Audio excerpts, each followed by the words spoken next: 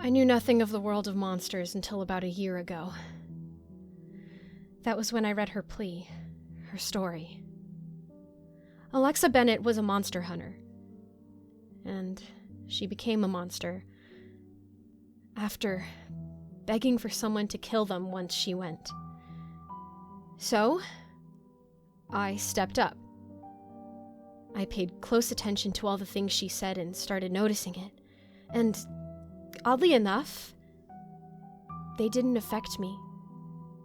I could see them, hear them, smell them, and my mind didn't collapse. It didn't even struggle, which is really, really weird. As of now, I still don't know why. Maybe someday I'll be given an explanation. But as someone who read that desperate plea and seemed perfect for the job, I knew what I should do. So I started hunting the things. She was so right when she said that they are hard to find. It's the most annoying part, if I'm being honest. Actually finding the things. Killing them is easier. Yeah, it's a guess situation, but a gun full of rock salt and iron normally does it. If not that, water or a stab wound will do. It just depends. Now, don't get me wrong, they're not pleasant to deal with by any means. I get cut up and hurt all the time, but it's easier than discovering the locations. Except for one single time.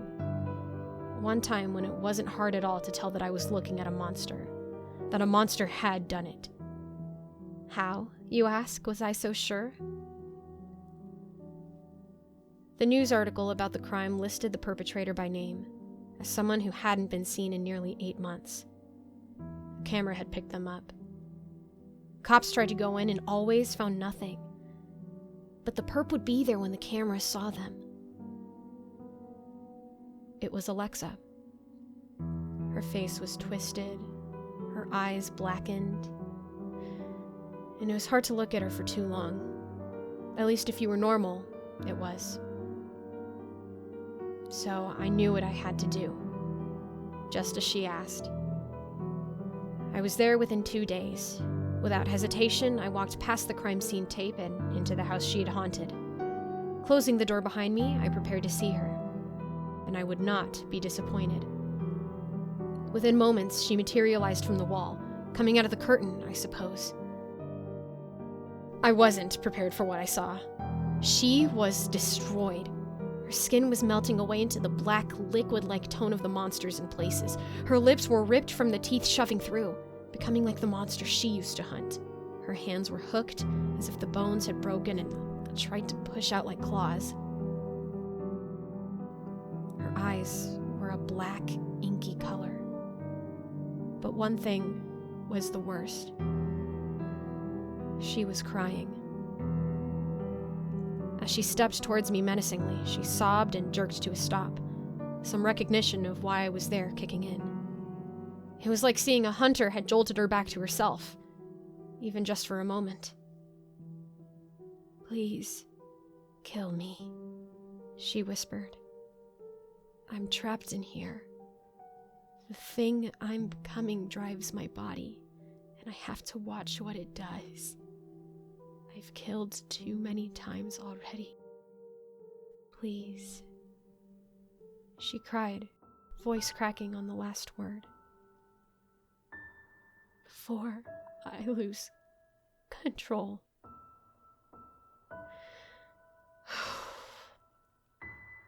And as I pulled the trigger, I realized I was crying too. She'd only wanted to save humanity, to help us all. But the monsters got her first.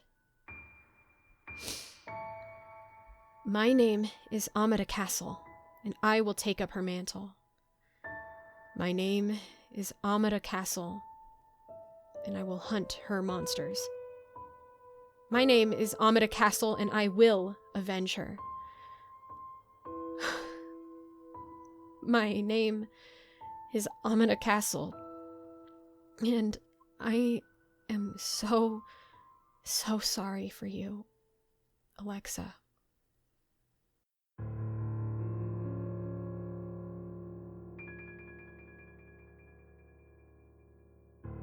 After seeing what the monsters had done to Alexa, I was obviously quite shaken. We shared similar traits with our ability to see and sense the monsters, so at that point, I was terrified. What if something had happened to me and I didn't remember? I needed to be prepared. I figured I should ask my dad and see if anything odd had happened in my childhood that stank of monster. Anything incredibly odd about me, or my mother, who I never met. My dad never did tell me why. Until this time, that is. I called to ask, and nothing weird about me personally, but he got very quiet when I asked about Mom. Dad, I'm 19 years old. I think I deserve to know what happened to her, I said, desperate. He sighed. You're right, Mad. But I don't like it, if you really want to know. Yes, Dad. I need to know. Well, before we had even realized your mother was pregnant, there was an incident while I was at work. The cops were called because the neighbors heard her shrieking about a monster, screaming for help. Then it became incoherent. When they got there, her mind was gone. She was insane. She never got better. He sobbed away from the phone, thinking I couldn't hear. And it broke my heart. The only evidence they found, he said, gathering himself, was a cut on her stomach. Not deep, but oddly filled with some black substance. It was like water, but too thick. To this day, they don't know what it was. She went to the hospital, and I found out she was pregnant while she was there. Even insane, she loved you. She cried and rambled, but always cradled her stomach when she was scared, like she was protecting you. When she finally gave birth, I got you, and then she went to the asylum. I never saw her again. I couldn't bear it. My dad was sobbing and choking into the phone at that point, and I realized I was crying too. I knew why. I knew. And I could never tell him. I'm so sorry, Dad. I cried into the phone. I didn't know. We talked for a few more minutes, and then he said he needed to go lie down. I obliged, ending the call. I sat in shock for a long time. This meant that my mother was infected with the DNA. And then it must have sunk into me. The pregnancy she wasn't aware of. But this was good, too. I'd lived 19 years with this part of me, and it hadn't yet hurt me. Which meant if it hadn't even appeared in 19 years until I called upon it, it was almost certainly just a part of me. And I smiled as I realized that I could truly fight Alexa's fight for as long as I wanted. I just needed a plan, a strategy. Finding them was too difficult as it was. Maybe if I was part monster, could I learn to communicate with them? Could I learn to draw them out of their curtains and kill them? If I would, I'd need to go somewhere I could hear them and attempt to understand. Maybe I could go to a patch of curtain that was blocked. They couldn't come out, but I could still hear in. So that was what I did. I found an old abandoned house that I had blocked in the past. Sitting in the middle of the room, I relaxed and let my mind drift to what was happening inside the curtain. I heard the noise. It was quiet, a maddening sound to most. Relaxing my mind, I focused in on that sound. And I heard what it said. It isn't exactly easy to translate to English. It's so strange that it barely connects. The closest thing I can give you to what they said is, "Where are the rest?" After listening for hours, I finally stopped. And with that, a realization hit. The monsters were scared.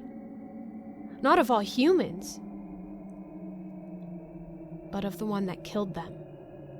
Me. because they didn't know how it was possible. Couldn't understand. I smirked, leaning my head back to look up at the ceiling and laying my hands on the ground. I tried to speak in their language, and it came out as smooth as if I had spoken in English, as if my mind translated before pushing it out of my mouth. One of you gave me this power, and you will regret it. I didn't bother to listen in. The voices all sounded the same in there, so they wouldn't recognize my sound when I drew them out later. But this was good. My name is Amada Castle, and I will avenge Alexa Bennett. My name is Amada Castle, and I will hunt down those that fear me. My name is Amada Castle, and I am part girl, part monster.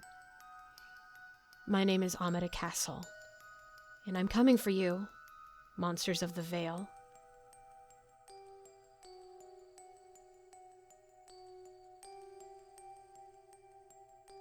I had every bit of information I needed to defeat the monsters Alexa had so carefully fought. Now, I needed the plan. It had to be good. I couldn't risk failure. The world only has one hunter after all. At least, that I know of. So for weeks, I holed up and made plans for all the locations I knew, intending to draw the monsters to me there. I found the biggest meeting point and settled on that one first. The more I took out the first time, the better. Then they couldn't come for me later. Take them out early, you know? Once I had the plan, I began setting up the location. Salt and iron and a tarp on the ceiling that I could pull onto monsters that came through. Running water across the floor to handle the ones affected by that. Several loaded shotguns and throwing knives. The whole shebang was up and running. It was ready for action. Once I was sure I was prepared as I would get, I stood with a loaded shotgun and called into the void. There are so many people here. Come, there's no way I can handle them alone. More for all, I called, as if it was a monster who had found a feast of fear, the ultimate drug. And then, I waited. It was only moments before the first monster emerged. The water got that one, which was nice. Must have been a fire-type monster. The next two came out at once, and that didn't bug them in the slightest, so I pulled the string and dropped salt and iron onto them. They shrieked as they died, and the sizzling was disgusting. I scowled. Then came two more. I shot them, but only one went down, so I drew a knife. It sank home, and the thing collapsed. No more came. They must have known something was very wrong.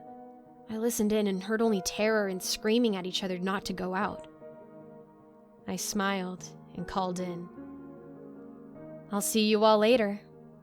Goodbye for now. I left with that, taking my guns and my knives.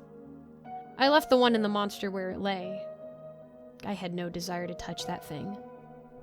I repeated this instance at all my locations, with different calls every time. And I always ended up killing at least two, maybe more. I felt I had taken out so many, like far more than the species was used to losing. Finally, I'd exhausted the places I knew of. I sat in the last one, listening into the void as if the monster's corpses weren't next to me. It was almost calm. We can no longer enter that side of the curtain, one said. The hunter makes it unsafe.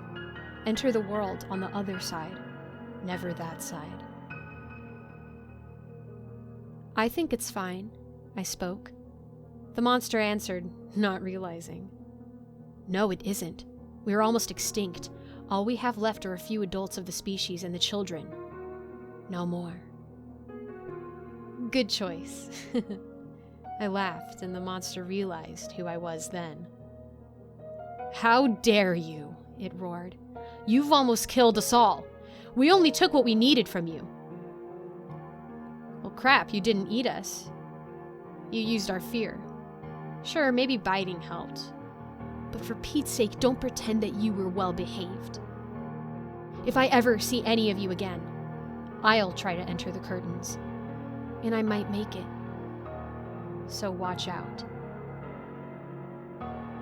There was a stony silence. Chuckling to myself, I left. It's been 5 years since that day. I've never sensed another entering the world, and whenever I listen, they are teaching their young to avoid this side. They tell them it is deadly and not worth the risks. To stay on the other side, no matter how curious they get. I have avenged Alexa Bennett. As of now, this world is safe. As of now. But don't forget this. When I'm gone, they'll be back. They will need to come back. One world isn't enough to terrorize. They need us. So don't forget my tale. Or Alexa's. Stay aware. And whatever you do, watch for the real monsters of the world. They may return sooner than you believe.